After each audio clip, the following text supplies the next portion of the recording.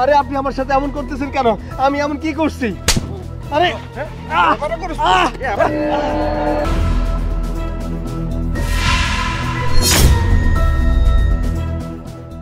তুই মানে আপনি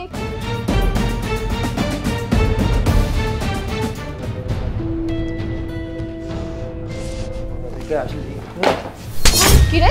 হ্যাঁ, কাজকর্ম বাদ দিয়ে কি সারাদিন বই নিয়ে পড়ে থাকবি? হ্যাঁ, এখানে তোকে রাখছি কাজকর্ম করার জন্য, বই পড়ার জন্য রাখি নাই। আমি তো বাসার সব কাজ শেষ করে তারপরে বই পড়ছি। তাই তোর সাহস কত বড়, তুই আমার মুখে মুখে কথা বলতেছিস? তুই কাজকর্ম করছিস, তাহলে রান্না করে যে ময়লাগুলো পড়ে সেগুলো কে পরিষ্কার করবে? ম্যাডাম, আপনি তো আমি আগেই কইলাম যে আমি বাড়ির সব কাজ শেষ করে তারপরে পড়তে বইছি, কারণ আমার সামনে পরীক্ষা। এই ফকিন্নির বাচ্চা, তোদের মতো ভিখারি যদি শিক্ষিত হয়ে যায় তাহলে আমরা কাজের লোক পাবো কোথায়?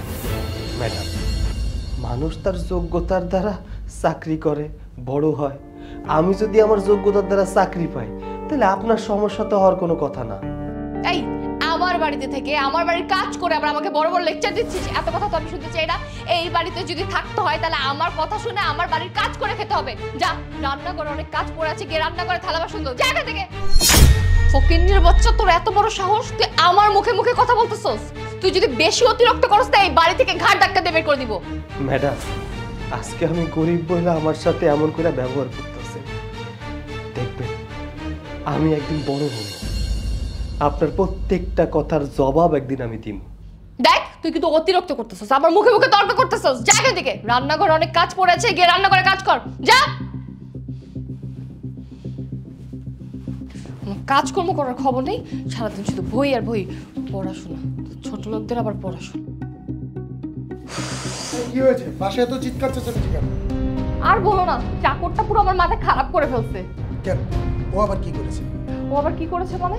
আরে বাড়ির কোনো কাজকর্ম ঠিক মতো করে না, সারাক্ষণ বই নিয়ে বসে থাকে। আচ্ছা তুমি বলো তো, ওকে কে এই বাড়িতে বই পড়ার জন্য আনছি নাকি কাজকর্ম করার জন্য আনছি? আমি ওকে কাজ করতে বলেছি আর ও আমার মুখে মুখে তর্ক করে। ওর কত বড় সাহস, তুমি একবার বলো তো। ও তোমার মুখে মুখে কথা বলে? দাঁড়াও, আজকে ওর একদিন কি আমার একদিন। সৈকত, এই চাকরের বাচ্চা এদিকে আয়। জি মালিক। তোর এত বড় সাহস, তুই আমার বউয়ের মুখে মুখে কথা বলিস? কই না তো স্যার, আমি তো ম্যাডামের লগে কোনো খারাপ ব্যবহার করি নাই। তাহলে তুই কি বলতে চাস ও মিথ্যা কথা বলেছে? না। একটা কথা তুই ভালো করে শুনে রাখ, এই বাসায় তোর থাকতে হলে আমাদের কথা শুনে থাকতে হবে আর মাথা নিচু করে চলতে হবে। যা এখান থেকে।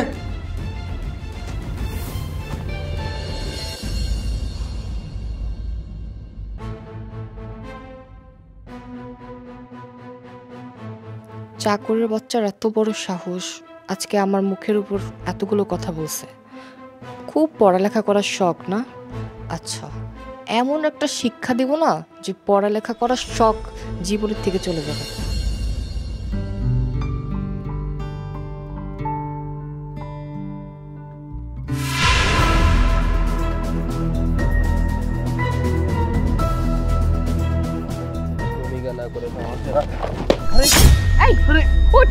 আরে আপনি আমার সাথে এমন করতেছেন কেন? আমি এমন কি করছি? এই চুপ ফকিন্নির বাচ্চা, তুই আমার মুখে মুখে কথা বলতেছিস না? এই তুই দাঁড়াছস কেন? মার রে। আরে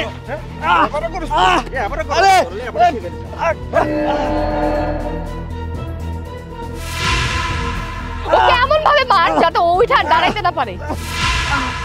এই চল, অনেক হয়েছে।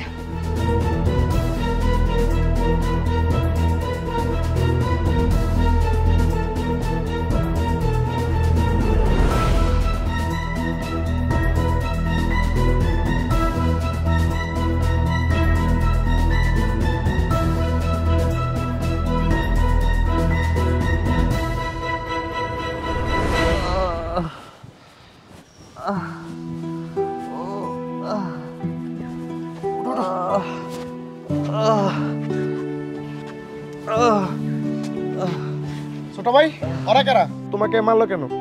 ওই ম্যাডামের বাসায় আমি কাজ করতাম। কাজ করতে ভালো, উনি তোমার মারলো কেন? আমি আমি অপরাধ করছি তাই। কি অপরাধ করছো তুমি? আমার অপরাধ আমি করি, আমার অপরাধ আমি ছোট লোক, আমার অপরাধ আমি ওনাদের বাসায় কাজ করি তাই। আমার সবচাইতে বড় অপরাধ হইতেছে আমি পড়াশোনা করতে চাই তাই। এই পড়াশোনাটা ওনারা কোনোভাবেই মাইনা লইতে চাইতেছে না, তাই আজকে আমার এই অবস্থা।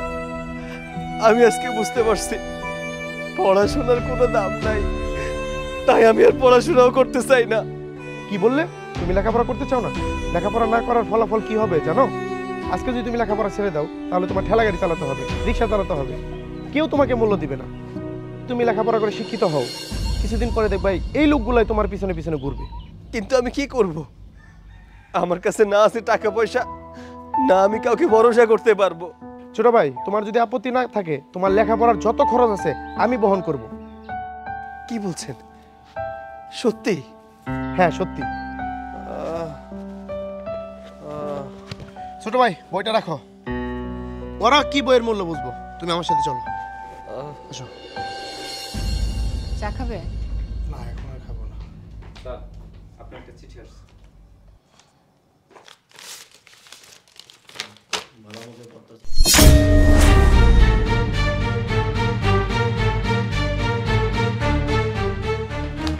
ও মাই গড, কি কি হয়েছে? তুমি এরকম করতেছো কেন? আমার আমার সব শেষ হয়ে গেল। সব শেষ হয়ে গেছে মানে? কই দেখি।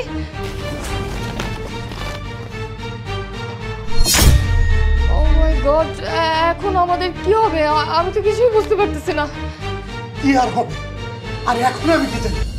আমি কি কখনো তোকে বলেছিলাম আমি লোন তুলবো? তুই তুই আরেকটা ফ্যাক্টরি করে করে আমার মাথাটা একদম নষ্ট করে দিয়েছিলি। এই জন্য আমি 50 লক্ষ টাকা লোন তুলতে বাধ্য হয়েছি। এখন দেখ কি হলো, আগামী সপ্তাহের মধ্যে এই 50 লক্ষ টাকা পরিশোধ না করতে পারলে আমার এই বাড়ি নিলামে উঠে যাবে। আমার এখন কি হবে? শুধু তোর জন্য আজকে আমার এই অবস্থা। এখন আমার উপর দোষটা কেন চাপায় দিচ্ছ? তুমি আমাকে কেন ব্লেম দিচ্ছ? আমি কি করছি? এখন বলছিস কি করেছিস, তাই না? এক নিমিষে তোর মন থেকে সব মুছে গেল। আরে আমার কি টাকা পয়সা কোনো কিছুর অভাব ছিল? আমার কি টাকা পয়সা কোনো কিছুর কম ছিল? শুধু তোর জন্য। তুই আমাকে এই লোনটা তুলতে বাধ্য করেছিলি। তোর কথায় আমি লোন তুলে আজকে আমার এই অবস্থা। আমি যদি সেদিন তোর কথায় লোনটা না তুলতাম আজকে আমার এই দিনটা দেখতে হতো না। আর সেই টাকাগুলো দিয়ে তুই কি করেছিস?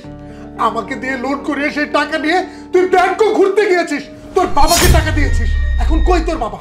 যা তোর বাবার বাড়ি যা, গিয়ে এই টাকা এনে এই টাকা পরিশোধ কর। সেটা তো পারবি না। এই আমার কোনো কিছু ভালো লাগতেছে না। এই যা যা, আমার চোখের সামনে থেকে বের হয়ে যা।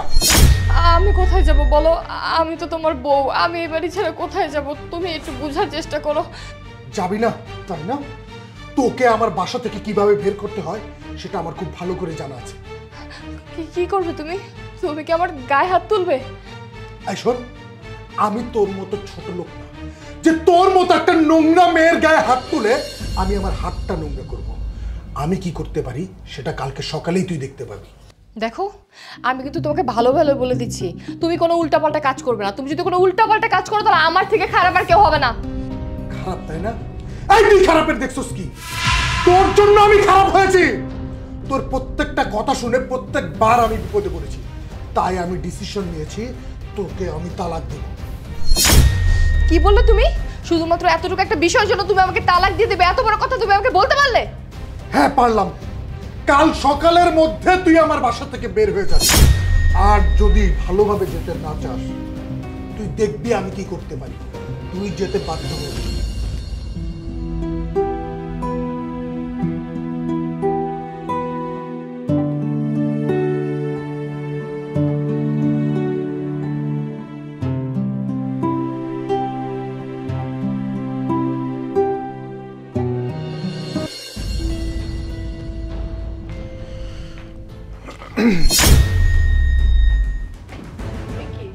তুমি এরকম পাঞ্জাবি পাজামা পরে কোথায় গিয়েছিলে?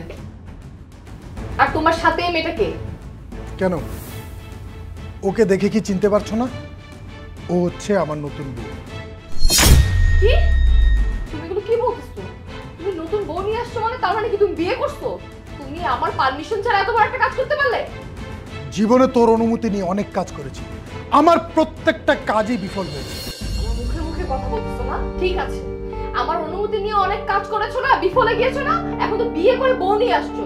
ঠিক আছে, যেহেতু বিয়ে করে বউ নিয়ে আসছো তাহলে তো তোমার সাথে আমি সংসার করবো না। তুমি একটা কাজ করো, আমার কাবিনের 20 লক্ষ টাকা আমাকে দিয়ে দাও। আমি আগে থেকে জানতাম যে তুই এই কথাটা বলবি। আসলে তোদের মতো মেয়েদের কাছে জামাইয়ের কোনো মূল্য নেই। জামাই থাকুক আর না থাকুক সেটা তোদের দেখার বিষয় না, তোদের আসল বিষয় হচ্ছে টাকা। এই টাকার জন্যই তোরা বিয়ে করিস, কিন্তু তোর ব্যাড লাক, আমি তোকে একটা টাকাও দিচ্ছি না।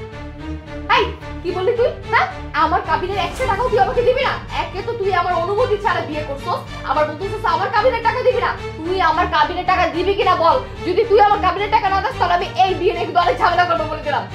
হ্যাঁ, আমি বলেছি তোকে একটা টাকাও দেব না, তোর যা মন চায় তুই কর।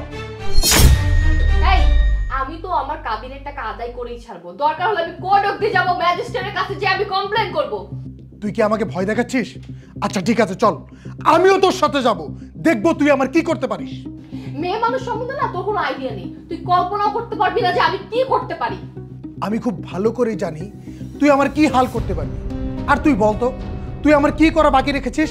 এই যে 2 দিন আগেও আমার কোটি কোটি টাকা ছিল, আজকে তোর জন্য আমি প্রায় পথের ভিখারি হয়ে যাচ্ছি।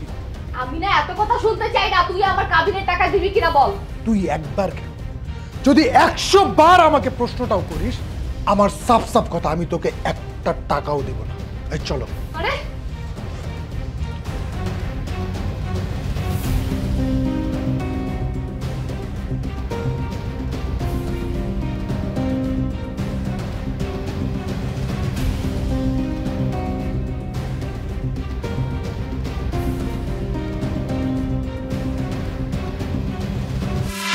স্যার, ও আমার হাজবেন্ড, ও আমার অনুমতি ছাড়া দ্বিতীয় বিয়ে করেছে। বিয়ে করেছে, ভালো করেছি, লাগলে আরো বিয়ে করব, তাতে তুই বলার কে? হ্যাঁ, এখন তুই আমার জীবনের কেউ না যে তোর কাছ থেকে অনুমতি নিয়ে আমার প্রত্যেকটা কাজ করতে হবে। দেখলেন স্যার, দেখলেন কিরকম আচরণ করে আমার সাথে? শুধু এরকম আচরণ করে না, আমার গায়ে হাত পর্যন্ত তুলেছে। তাই আমি ওকে বলেছি যে আমি ওর সাথে সংসার করবো না, আমার কাবিন নামার টাকা আমাকে ফিরিয়ে দিতে। আর ও আমাকে বলেছে ও আমাকে একটা টাকাও দিবে না, ওর আসল রূপটাও আমাকে দেখায় দিল। আসল রূপ দেখাইছি, ভালো করছি, তোকে আমি আর একটা টাকাও দেবো না, তুই যা ইচ্ছা কর। স্যার দেখলেন ও আমার সাথে কিরকম আচরণ করলো? স্যার আইনগত ব্যবস্থা নেওয়া উচিত। ও আমাকে বলতেছে আমার কাবিনের একটা টাকাও দিবে না। স্যার আপনি প্লিজ কিছু একটা করুন। উনি কি বলবে? উনি বলার কে? সাইলেন্ট।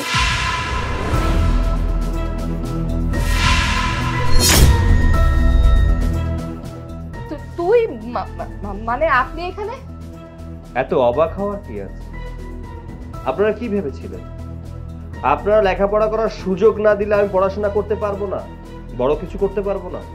না মানে তেমন কিছু না। তেমন কিছু না? সেটা আমি খুব ভালো করেই জানি। আপনারা হচ্ছেন মানুষরূপী অমানুষ। আসলে আপনারা কখনো মানুষকে মূল্যায়ন করতে শেখেন। ভাগ্যের কি লীলা খেলা দেখুন। যাকে বাসা থেকে থাপ্পড় দিয়ে গলা ধাক্কা দিয়ে বের করে দিয়েছিলেন, আজকে আপনাদের পারিবারিক সমস্যার জন্য আমার কাছেই আসতে হলো। আমি আসলে আমার ভুলটা আজকে বুঝতে পারছি। আপনি প্লিজ আমাকে দয়া করে মাফ করে দিন। আর আমি এত বড় একটা সমস্যায় আছি, প্লিজ আমার সমস্যাটা সমাধান করে দিন। একটা কথা কি জানেন, আপনাদের দুজনের মাঝে এখনো পর্যন্ত বিশ্বাস বা ভালোবাসা বলতে কিছু নেই। যদি সেটাই থাকতো তাহলে আপনাদের পরিবারের এই অবস্থাটা হতো। প্রত্যেকটা মানুষের আশা থাকে, স্বপ্ন থাকে, একটা ভরসা থাকে। প্রতিটা মানুষ একটা স্বপ্ন নিয়ে বাঁচে, আর আপনারা সেই স্বপ্নে কিভাবে পানি ঢেলে দিতে হয় এটা খুব ভালো করেই জানেন। আচ্ছা, আপনাদের বাসায় কাজ করে পড়াশোনা করে যদি আমি চাকরিজীবী হতাম, ভালো কিছু করতাম, আপনাদের কি কোনো সমস্যা হতো? না। তাহলে সেদিন আপনারা আমার সাথে কেন খারাপ ব্যবহার করেছিলেন? কেন গলা ধাক্কা দিয়ে বাড়ি থেকে বের করে দিয়েছিলেন? বলুন, আপনারা যে ব্যবহার করেছিলেন না, এই নির্মম ব্যবহার আমি কখনো ভুলতে পারবো না। আমাদের দয়া করে ক্ষমা করে দেন, আমাদের অনেক বড় ভুল হয়ে গেছে। আপনাদের ওই ব্যবহারের জন্য আমি আপনাদের ক্ষমা করে দিলাম, বাট আপনাদের পারিবারিক সমস্যার সমাধান আমি দিতে পারবো। কিন্তু আমাদের সমস্যার একটা সমাধান করে দিবেন। সরি ম্যাডাম, আমি তো আগেই বললাম এটা আপনাদের পারিবারিক সমস্যা, এটার সমাধান আমি দিতে পারবো না। আপনাদের নিজেদেরকে এই সমাধান বের করতে হবে। প্লিজ একটু বোঝার চেষ্টা করুন। আমরা শুনেছি আপনি অনেক বড় উকিল, তাই আপনার কাছে এসেছি। এর আগেও অনেক উকিলের কাছে গিয়েছিলাম, কিন্তু কেউ কোনো সমাধান দিতে পারেনি। আমরা লাস্টবারের মতো আপনার কাছে আসছি। আপনি যদি একটা সমাধান না দিন তাহলে আমরা কোথায় যাব বলেন? শুনুন, ডিভোর্স কোনো সমাধান নয়, ডিভোর্সে নষ্ট হয়ে যায় অনেকগুলো জীবন। তাই আমার মনে হয় আপনাদের ভেতরে এই ব্যাপারগুলোকে নিয়ে একটু সমাধান করা উচিত। আপনারা কথা বলে দেখুন নিজেদের ভেতরে, তাহলে হয়তো সমাধানটা পেয়ে যাবেন। দেখুন শিবু সাহেব, আপনি অলরেডি বিয়ে করে ফেলেছেন, একটা ভুল করে ফেলেছেন। আপনার স্ত্রী থাকা সত্ত্বেও তার অনুমতি ছাড়া বিয়ে করে ফেলেছেন। এখন আপনার স্ত্রী যদি তালাক চায়, আপনি দিতে বাধ্য। আমার মনে হয় কি, ডিভোর্সে 3টা জীবন নষ্ট হয়ে যাবে, যেমন আপনার, যেমন ম্যাডামের, এবং আপনি যাকে বিয়ে করেছেন তার। আপনারা কেউ কাউকে ছেড়ে থাকতে পারবেন না, কারণ এটা আমার মনে হলো ঝগড়া যতই করুন না কেন আপনাদের মধ্যে এখনো ভালোবাসা আছে। তাই আমার মনে হয় ডিভোর্সের দিকে না গিয়ে নিজেদের ভেতরে সমাধানের ব্যবস্থাটা করুন, তাহলে আপনারা খুশি হবেন এবং সুখে থাকবেন। আসলে সৈকত, আমি আপনার সাথে অনেক বাজে আচরণ করেছি। যখন আপনি আমার বাসায় ছিলেন আমি সবসময় আপনার সাথে খারাপ আচরণ করেছি। আমি এখন বুঝতে পারতেছি যে আমি কত বড় অন্যায় করেছি। আসলে মানুষকে মানুষ হিসেবে দেখা উচিত, আর এই জন্যই আমার জীবনটা হয়তো বা ধ্বংস হয়ে গেছে। আমি কখনো আমার হাজবেন্ডকে ভালোভাবে দেখিনি, সবসময় আমি আমার হাজবেন্ডকে উল্টা পাল্টা বুদ্ধি দিয়েছি, যার কারণে আমার হাজবেন্ডের আজকে এই অবস্থা, আজকে আমার নিজের এই অবস্থা। আমি অনেক বড় ভুল করছি, তুমি প্লিজ আমাকে মাফ করে দিও। সুমাইয়া, আমিও আমার ভুল বুঝতে পেরেছি। আমিও আরেকটা বিয়ে করে বড় একটা ভুল করে ফেলেছি, কিন্তু আমি চাই না যে আমাদের 3টা জীবন এভাবে নষ্ট হোক। আমি চাই যে তুমি ওর সাথে মিলে আমার সাথে সংসারটা করো। সুমাইয়া, আমিও তোমাকে অনেক ভালোবাসি, আর আমি তোমাকে টাকাটা দেইনি এই জন্য যেন তুমি আমাকে ছেড়ে না যাও, কারণ আমিও তোমাকে অনেক ভালোবাসি। ঠিক আছে, এখন থেকে আমি তোমার সাথেই থাকবো, কোনোদিনও তোমাকে ছেড়ে যাব না। আর আই এম সো সরি, আমাকে যদি পারেন মাফ করে দিন। থাক, আমার কাছে ক্ষমা চাইতে হবে না, আমি শুধুমাত্র আমার কাজটুকু করেছি। আর হ্যাঁ, আশা রাখি এখন থেকে সবাই মিলেমিশে থাকবেন। ঠিক আছে, এখন থেকে আমি তোমার সাথেই থাকবো, কোনোদিনও তোমাকে ছেড়ে যাব না।